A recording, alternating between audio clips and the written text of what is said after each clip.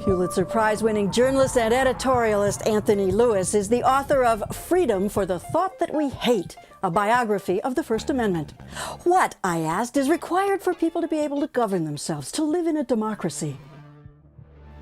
The problem that you refer to is the one that preoccupied the framers of our Constitution, James Madison and the rest.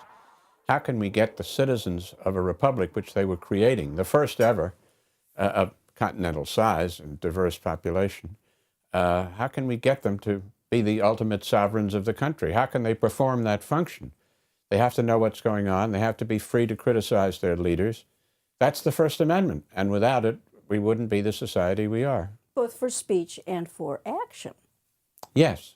Yes, we have to be free to know what's happening and do something about it. I was doubly struck by the biography of the First Amendment and how slowly it has moved into the popular culture. We think that once there was a Constitution, that was done, or Constitution and a Bill of Rights, and it's just simply not the case. Not at all. The First Amendment was added to the Constitution in 1791. It wasn't enforced. We're talking now about the freedom of expression clauses in the First Amendment, right, which read, Congress shall make no law abridging the freedom of speech or of the press, 14 words.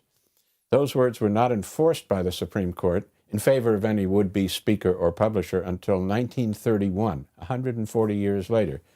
And then, in the next 60 years, thanks to creative, bold, sensible judges who understood what this country was about, the First Amendment was in essence applied to a whole variety of our lives, a whole vast series of aspects of our lives, so that we do have protection from the courts when we exercise our right to say something different, unusual,